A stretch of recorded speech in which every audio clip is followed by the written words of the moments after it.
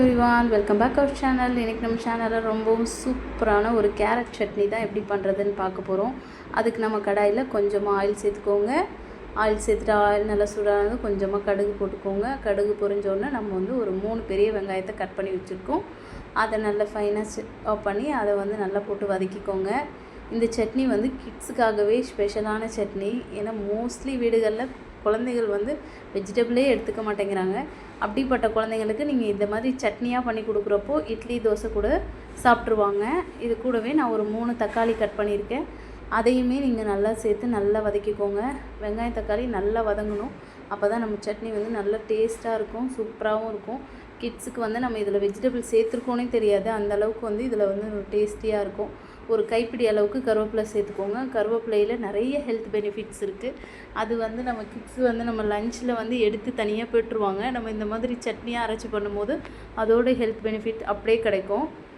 கூடவே ஒரு 4-5 பூண்டு பல் சேர்த்துருக்கேன். அதையுமே சேர்த்து நல்லா வதக்கி விட்டுருங்க. கருவேப்பிலையை வந்து நீங்கள் வந்து எண்ணெய் பொரியும் போது போடக்கூடாது.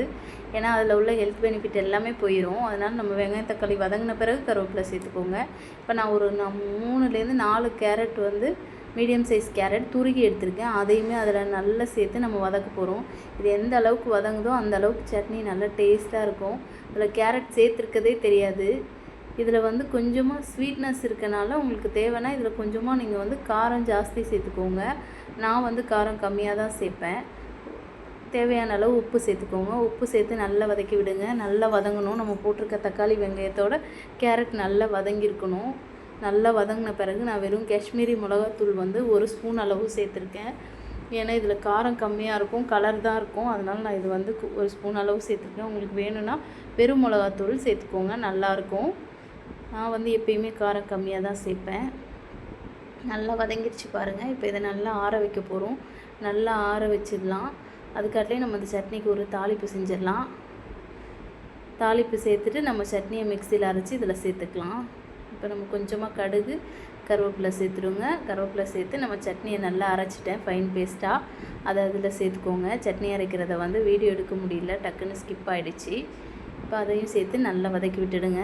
அவ்வளோதான், நம்மளோட சட்னி சூப்பராக ரெடி ஆகிடுச்சு. இது தோசை, இட்லி, சப்பாத்தி எதுக்கு வேணால் நம்ம சாப்பிட்லாம். டேஸ்ட்டு சூப்பராக இருக்கும்.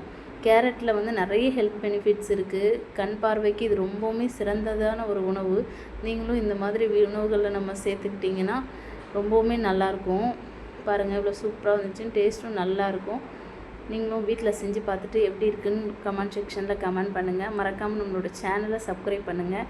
அப்போ தான் நாங்கள் போடுற வீடியோ உங்களுக்கு அப்பப்போ நோட்டிஃபிகேஷன் வரும். தேங்க்யூ, பாய் பாய்.